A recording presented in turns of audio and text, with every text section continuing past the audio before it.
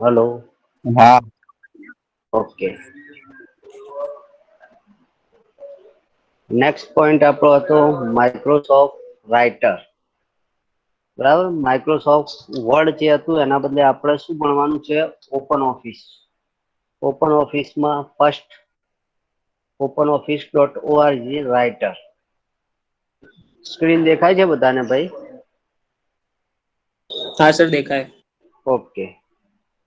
હવે જુઓ, openoffice.org writer. હવે ઓપન ઓફિસમાં what is Writer, working with Writer and formatting in Writer, ત્રણ પાર્ટ છે. What is writer? તો જુઓ, what is Open office org? તો Open Office application distribute as a free software. કેવું સોફ્ટવેર છે? આપણે લાસ્ટ લેક્ચરમાં ડિસ્કસ કર્યું એ પ્રમાણે ફ્રી સોફ્ટવેર છે. Free alternative to MS Office. MS Office ના અલ્ટરનેટિવ છે. એમએસ ઓફિસ યુઝ ના કરો તો તમે રાઇટર યુઝ કરી શકો. Install by default in Ubuntu. અને ઉબુન્ટુ જે ઓપરેટિંગ સિસ્ટમ આવે છે એમાં ડિફોલ્ટ ઓપન ઓફિસ આવે છે. એમાં તમે એમએસ ઓફિસ પણ યુઝ કરી શકો અને ઓપન ઓફિસ પણ યુઝ કરી શકો, પણ ડિફોલ્ટ બાય ડિફોલ્ટ ઇન્સ્ટોલેશન આવે છે ઉબુન્ટુમાં.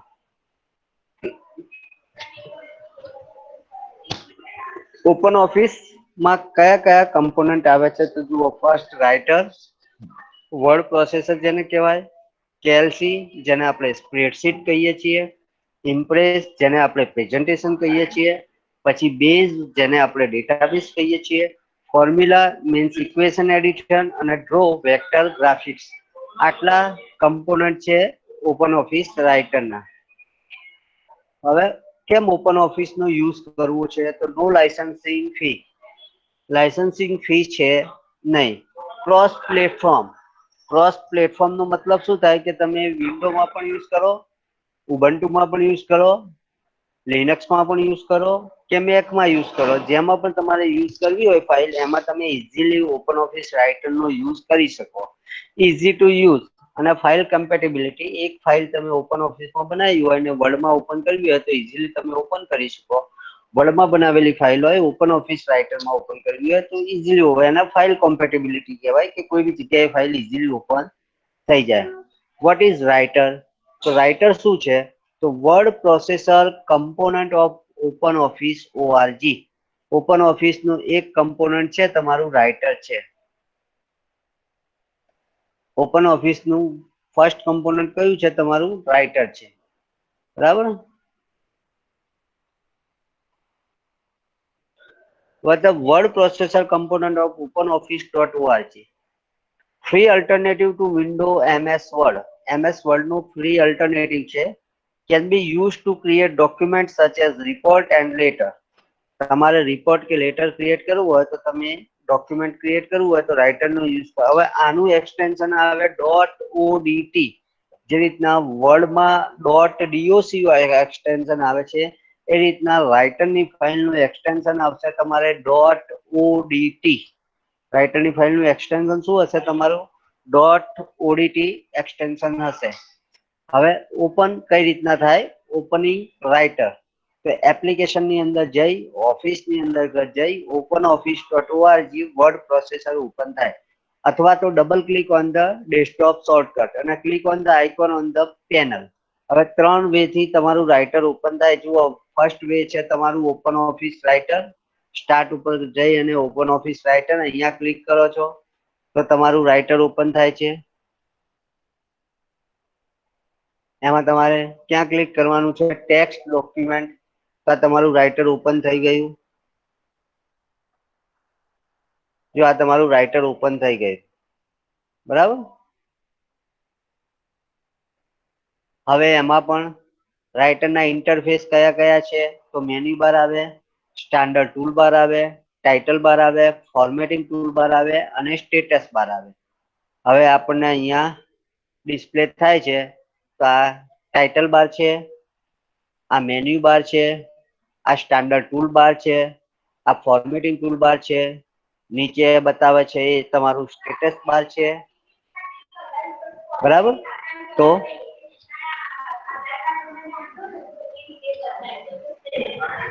મેન્યુ બાર ઉપર જે બધા મેન્યુ છે એને મેન્યુ બાર કહેવામાં આવે છે. પછી સ્ટાન્ડર્ડ ટૂલ બાર આવે, પછી ઉપર જે હેડિંગ લાઈન આવે છે એને ટાઇટલ બાર કહેવાય છે. પછી ફોર્મેટિંગ ટૂલ બાર છે અને નીચે જે બતાવે છે એને તમારે શું કહેવામાં આવે છે? સ્ટેટસ બાર કહેવામાં આવે છે. જો આ એનો વર્ક એરિયા, તો આટલા એરિયામાં તમે વર્કિંગ કરી શકો, જે આપણે ડિસ્પ્લે થાય છે. આને કહેવાય છે વર્ક એરિયા. જો આ તમારો વર્ક એરિયા છે, બરાબર.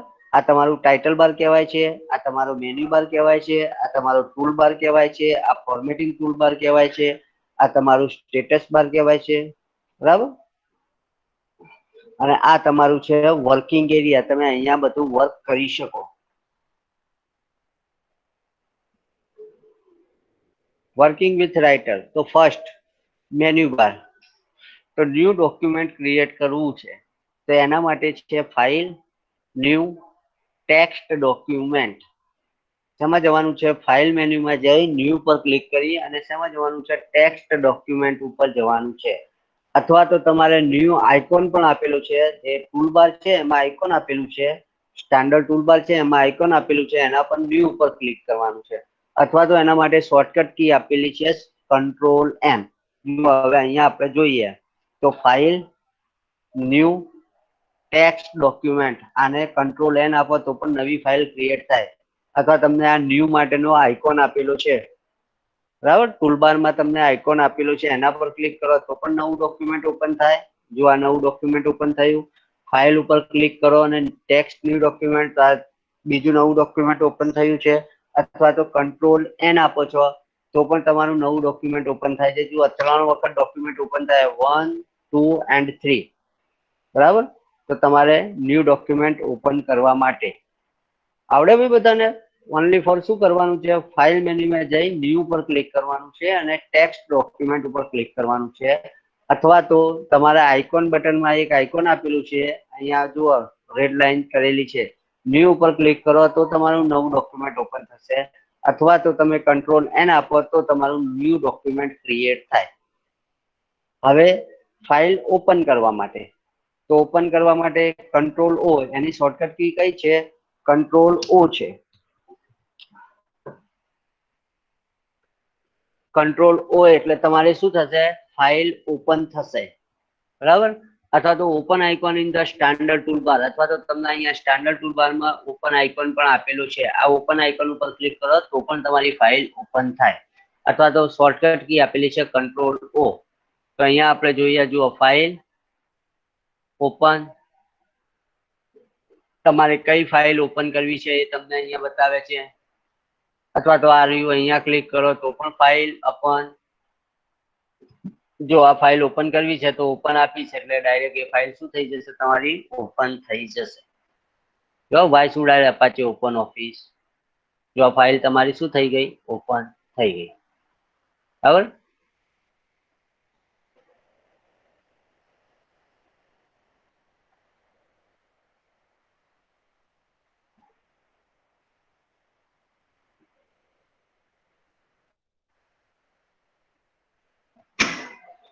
જો તો ફાઇલ ઓપન કરવા માટે સેકન્ડ મેન્યુ કમાન્ડ છે ઓપન કમાન્ડ.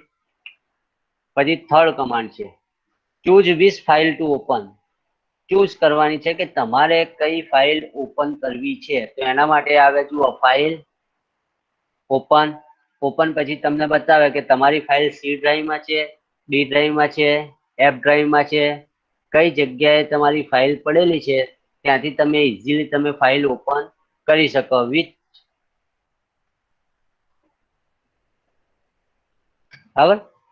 તો આ ઉબુન્ટુ લીધેલું છે આપણે, માઇક્રોસોફ્ટ છે એટલા માટે તમને રિસન્ટલી બતાવે કે કયા કયા ડોક્યુમેન્ટ ઓપન છે.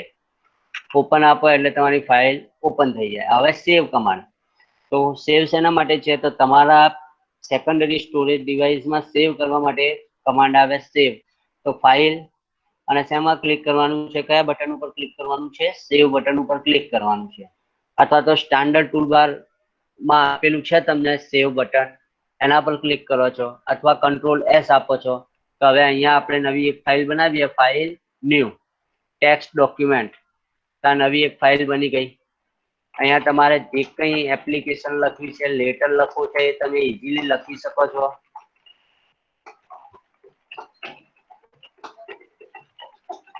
આ તમે ફાઇલમાં લખો છો.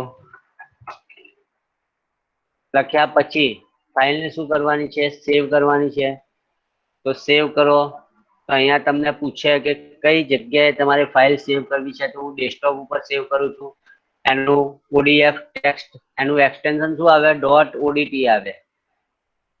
શું એક્સટેન્શન આવે છે? ડોટ ઓડીટી એક્સટેન્શન આવે છે. ફાઇલનું નામ આપું છું BCA અને અહીંયા સેવ બટન ઉપર ક્લિક કરું છું તો ફાઇલ સેવ થઈ ગઈ. અને હવે ક્લોઝ કરી દો. હવે મારે ઓપન કરવી છે તો ફાઇલ ઓપન. કઈ જગ્યાએ સેવ કરી છે આપણે? તો ડેસ્કટોપ ઉપર સેવ કરી છે. ડેસ્કટોપ ઉપર BCA ફાઇલ અહીંયા ઓપન કરું તો આ BCA નામની ફાઇલ આપણી ઓપન થઈ ગઈ છે. બરાબર. તો સેવ કમાન્ડ. પછી ફાઇલનું નામ આપવાનું છે તો આપણે નામ આપ્યું. પિક્ચર કોઈ સેવ કરવું છે તો પિક્ચર ફાઇલ હોય તો ITC ફાઇલ. બરાબર. હવે સેવ એઝ કમાન્ડ. તો સેવ એઝ કમાન્ડ શેના માટે છે? તો એની એ ફાઇલ આપણે બીજા નામથી સેવ કરવી હોય તો સેવ એઝ કમાન્ડ આવે છે. બરાબર.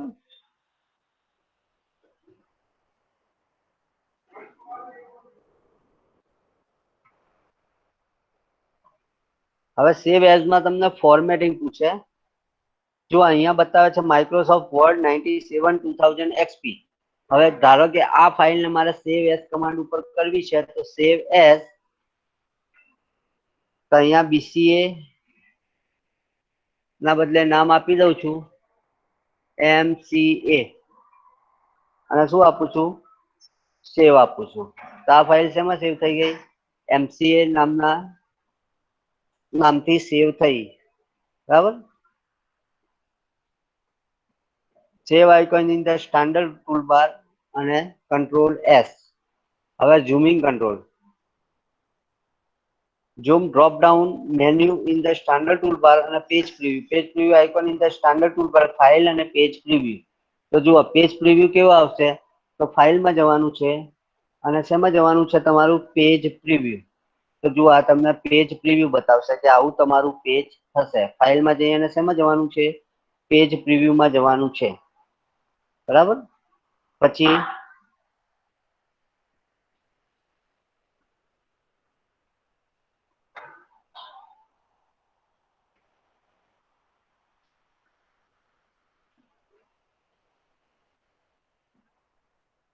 ક્લોઝ.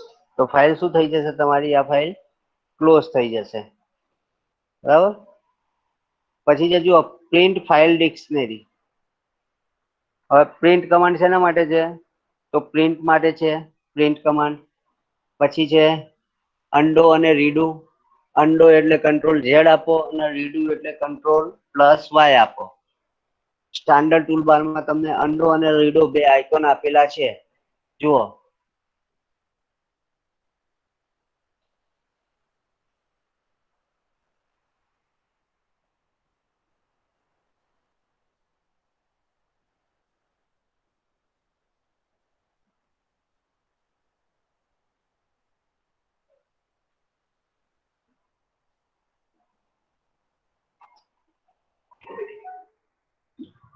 આ આઇકોન જે દેખાય છે એ અન્ડો માટે છે અને આ આઇકોન જે દેખાય છે એ રીડો માટે છે. બરાબર. અન્ડો અને રીડો. કંટ્રોલ Z આપું તો પણ અન્ડો થાય ને આ રીડો. તો જુઓ ફરીથી લખેલું આવી ગયું. આ અન્ડુ થયું, આ રીડુ થયું, અન્ડુ થયું અને રીડુ થયું. તો અન્ડુ એન્ડ રીડુ બે કમાન્ડ કંટ્રોલ Z અથવા તો કંટ્રોલ Y. બરાબર. પછી working with text. So just click a drag on text and you want highlight non-consecutive text. Hold down Control key. Select Control A. હવે text લખવી હોય તો simple આ તમે ટેક્સ્ટ લખો છો, કંટ્રોલ A આપો તો સિલેક્શન થશે. માઉસથી ક્લિક કરશો તો પણ તમારું સિલેક્શન થશે. બરાબર. જે ટેક્સ્ટ તમારે સિલેક્ટ કરવી હોય તો એ સિલેક્શન થાય. પછી હેડિંગ આપવું છે તો જુઓ હેડિંગ 1. ધારો કે આને હેડિંગ બનાવવું છે તો અહીંયા ક્લિક કરો. Heading, heading 3. બરાબર. Bold, italic, underline, working with text છે. ફોન્ટની સાઈઝ વધારે ઓછી કરવી હોય ફોન્ટના ટાઈપ વધારે, ડિફરન્ટ ફોન્ટના ટાઈપ છે, લોટ ઓફ ટાઈપ આપેલા છે તમને, બોલ્ડ, ઇટાલિક, અંડરલાઇન. તો એના માટે છે તમારું કંટ્રોલ A, બરાબર. હવે કોપિંગ અને પેસ્ટ, તો કોપી અને પેસ્ટ ઈઝી છે તમારે, સિમ્પલ સિલેક્શન કરો છો, કંટ્રોલ C આપો છો તો કોપી થઈ જાય છે, અને જ્યાં મૂકવું છે તમારે ટેક્સ્ટ, કંટ્રોલ V આપો છો તો ત્યાં પેસ્ટ થઈ જાય છે. કટ પેસ્ટ, તો કંટ્રોલ X એટલે કટ થાય, જે જગ્યાએ તમારે સેન્ટેન્સ મૂકવો છે તો કંટ્રોલ V એટલે પેસ્ટ થાય, બરાબર. Cut paste, copy paste. Icon બારમાં તમને આપેલા છે, આ સેવ બટન છે, આ ઓપન બટન છે, બરાબર. આ ન્યૂ માટેનું બટન છે, આ પેસ્ટ માટેનું બટન છે, આ કટ માટેનું છે, અને આ કોપી માટેનું. સિલેક્ટ કરો તો જો ઇનેબલ થઈ ગયા કોપી, આ કટ અને આ paste. Cut, copy, paste, undo, redo બધા બટન આપેલા છે તમને. પછી કટિંગ ટેક્સ્ટ, તો કટ, પછી ફોર્મેટિંગ વિથ રાઇટર, તો ઇન્સર્ટિંગ સ્પેશિયલ કેરેક્ટર ઇન્સર્ટ કરવા હોય, બરાબર. તો એ બધું તમારું રાઇટરમાં ફોર્મેટ બારમાં છે. ઇન્સર્ટ અને સ્પેશિયલ કેરેક્ટર, તો શેમાં જવું પડશે આપણે? Insert, special character. તો તમારે કોઈ સ્પેશિયલ કેરેક્ટર ઇન્સર્ટ કરવો હોય, કીબોર્ડ ઉપર ના દેખાતું હોય, અને તમારે સ્પેશિયલ કેરેક્ટર લેટિન, લેટિન 1, આઈપાઈ એક્સપ્રેશન, અલગ અલગ લેંગ્વેજના બધા અલગ અલગ કેરેક્ટર આપેલા છે. તમારે જે કેરેક્ટર ઇન્સર્ટ કરવું હોય એ કેરેક્ટર તમે ઇન્સર્ટ કરી શકો છો. જુઓ આ કેરેક્ટર ઇન્સર્ટ, આ કેરેક્ટર ઇન્સર્શન માટે છે, બરાબર. અલ્ટર પર 164 if you are using open office for window,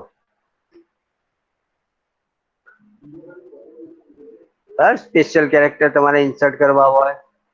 પછી પેરેગ્રાફ માટે છે, તો ફોર્મેટિંગ ટૂલબારમાં જવાનું છે, ફોર્મેટ, પેરેગ્રાફ. તો પેરેગ્રાફમાં તમારે ઇન્ટેન્શન, ઇન્ડેન્ટ અને સ્પેસિંગ. ઇન્ડેન્ટ એટલે ક્યાંથી તમારે લખવાનું સ્ટાર્ટ કરવું છે, તો અહીંયા 00 એટલે અહીંથી સ્ટાર્ટ થાય છે. હવે આપણે ઇન્ડેન્ટ આપીએ અહીંયા, ઓકે આપું છું, તો જુઓ ઇન્ડેન્ટમાં સ્પેસ આવી ગઈ. હવે હું લખીશ તો એ સ્પેસ થી લખાશે, બરાબર. જો ફર્સ્ટ ફાઇલ મેન્યુમાં new, open, close, save, save as, reload page. હવે જુઓ એક્સપર્ટ પીડીએફ, એક્સપર્ટ ફાઇલ. તો કોઈ ફાઇલ આપણે એક્સપર્ટ કરવી હોય, ધારો કે એમસીએ ફાઇલ એક્સપર્ટ કરવી હોય તો તમે એ એમસીએ ફાઇલ એક્સપોર્ટ કરી શકો અહીંયા, બરાબર. આ એની એક ફાઇલ છે, ઇમ્પોર્ટ અને એક્સપોર્ટ, બરાબર. પછી એક્સપર્ટ એટ પીડીએફ, તો પીડીએફ ફોર્મેટમાં તમારે બનાવી હોય તો એક્સપોર્ટ કરો તો એ પીડીએફ ફાઇલમાં જુઓ એમસીએ કયા ફોર્મેટમાં બની જશે? પીડીએફ ફોર્મેટમાં બની જશે. ડેસ્કટોપ ઉપર હું આપું છું, એમસીએ સેવ કરું છું, યસ. જો હવે આપણે ડેસ્કટોપ ઉપર જોઈશું તો આપણને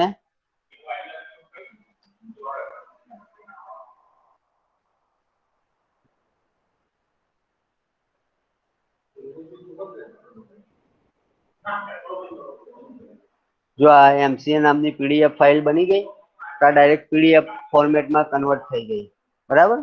તો તમે ડાયરેક્ટલી એક્સપોર્ટ પણ કરી શકો છો પીડીએફ ફોર્મેટમાં. તો આ ફોર્મેટિંગ ટૂલબાર છે.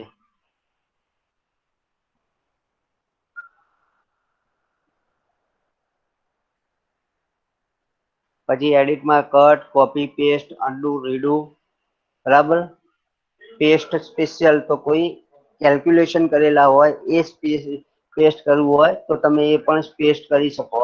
પછી ફાઇન્ડ અને રિપ્લેસ આવે, જે આપણે નોટપેડમાં જોઈ ગયા, બરાબર.